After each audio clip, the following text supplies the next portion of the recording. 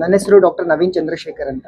I am intervention radiologist working at Lenegals BGS Hospital, which is also a Fortis Network Hospital in Kengeri, Bangalore. So ಇವತ್ತು ನಾವು ಒಂದು rare ಆಗಿರೋ case ಅಥವಾ rare ಪ್ರೊಸೀಜರ್ನ handle ಮಾಡಿದ್ದೀವಿ ಅಂತ ಹೇಳ್ಬೋದು.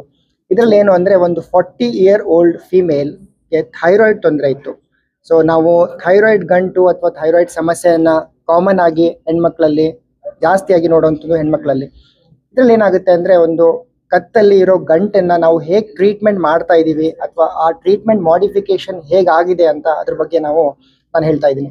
ಸೊ ಇನಿಷಿಯಲಿ ಸರ್ಜರಿ ಮಾತ್ರ ಈ ಗಂಟುಗಳನ್ನು ನಾವು ಟ್ರೀಟ್ ಮಾಡೋಕ್ಕೆ surgery was the only option. But ನಾವು ಈ ಇಂಟರ್ವೆನ್ಷನ್ ರೇಡಿಯಾಲಜಿ ಅನ್ನೋ branch which is sub speciality ಅವರ ಸೂಪರ್ ಸ್ಪೆಷಾಲಿಟಿ ಆಫ್ ರೇಡಿಯಾಲಜಿ, ಇಲ್ಲಿ ಏನು ಮಾಡಿದ್ದೀವಿ ನಾವು ಈ ಕೇಸಲ್ಲಿ ಅಂದರೆ, ಈ ಗಂಟನ್ನು ಯಾವುದೇ ಸರ್ಜರಿ ಇಲ್ಲದೆ, ಯಾವುದೇ ಜನರಲ್ ಅನಸ್ತೇಷಿಯಾ ಇಲ್ಲದೆ, ಯಾವುದೇ ಬ್ಲೀಡಿಂಗ್ ಅಥವಾ ಬ್ಲಡ್ ಲಾಸ್ ಇಲ್ಲದೆ ಇಲ್ಲಿ ನಮ್ಮ ಆಸ್ಪತ್ರೆಗೆ ಲೆನೆಗಲ್ಸ್ BGS ಅಲ್ಲಿ ಟ್ರೀಟ್ಮೆಂಟ್ ಮಾಡಿದ್ದು.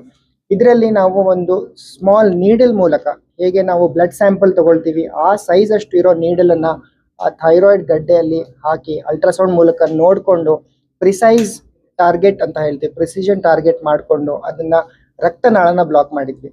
ಸೊ ಥೈರಾಯ್ಡ್ ನಾಡ್ಯೂಲನ್ನು ನಾವು ಕರಗಿಸ್ಬೇಕಾದ್ರೆ ಈ ರಕ್ತನಾಳಗಳನ್ನು ಬ್ಲಾಕ್ ಮಾಡೋದು ತುಂಬ ಇಂಪಾರ್ಟೆಂಟು. ಇದನ್ನು ನಾವು ಕ್ಯಾತ್ ಲ್ಯಾಬಲ್ಲಿ ರೂಟೀನಾಗಿ ಮಾಡ್ತೀವಿ. ಕ್ಯಾತ್ ಲ್ಯಾಬ್ ಅಂದರೆ ಸ್ವಲ್ಪ ಹೈ ಎಂಡ್ ಪ್ರೊಸೀಜರ್ ಅಂತ ಹೇಳ್ಬೋದು.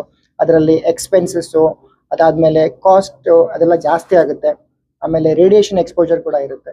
ಸೊ ಈ ಕೇಸಲ್ಲಿ ನಾವು ಏನು ಮಾಡಿಫಿಕೇಶನ್ ಮಾಡಿದ್ವಿ ಅಂದರೆ, ಕ್ಯಾತ್ ಲ್ಯಾಬ್ ಇಲ್ಲದೆ ಅಲ್ಟ್ರಾಸೌಂಡ್ ಗೈಡೆಡ್ ಆ ರಕ್ತನಾಳವನ್ನು ಒಂದು ಸ್ಮಾಲ್ ಕ್ಯಾನುಲಾ ಅಥವಾ ಸೂಜಿಯಿಂದ ಟಾರ್ಗೆಟ್ ಮಾಡಿ ರಕ್ತನಾಳನ ಬ್ಲಾಕ್ ಮಾಡಿದ್ವಿ.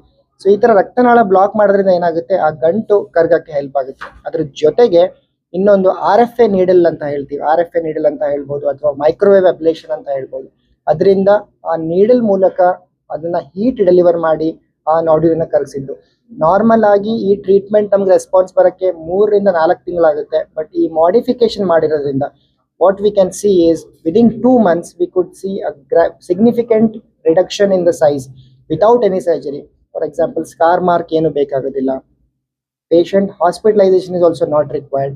They can come in the morning. So ಈ ಪೇಷಂಟ್ ಬೆಳಗ್ಗೆ ಬಂದರು, ಆ ಗಡ್ಡೆನ ನಾವು FNAC ಮುಂಚೆನೆ ಮಾಡಿ ಅದನ್ನು ನಾನ್ ಕ್ಯಾನ್ಸರ್ ಅಂತ ಲೇಬಲ್ ಮಾಡಿದ್ವಿ. ಅದಾದ ನಂತರ ನಾವು ಈ ಮಾಡಿಫಿಕೇಶನನ್ನು ಮಾಡಿ ಪೇಷಂಟ್ನ ಆ ಗಡ್ಡೆನ ಟ್ರೀಟ್ ಮಾಡಿದ್ದು. So 2 months follow-up, the swelling is completely gone. The patient is without any medications. ಆ ಸ್ವೆಲ್ಲಿಂಗ್ ಏನೂ ಇಲ್ಲ. She don't feel that choking effect in the throat. ಯಾವುದು ಕಂಪ್ರೆಷನ್ ಇಲ್ಲ, ಊಟ ಮಾಡೋಕ್ಕೆ ತೊಂದರೆ ಇಲ್ಲ, ನೀರು ಕುಡಿಯೋಕ್ಕೂ ತೊಂದರೆ ಇಲ್ಲ. So the message which I want to deliver is, intervention radiology has lot of things to do in the modern medicine. It is all evidence based. It is nothing magic as if everything is evidence based. It is data backed, and this kind of modification gives a lot of future scope of doing these non-surgical minimal invasive treatments in the thyroid nodule patients.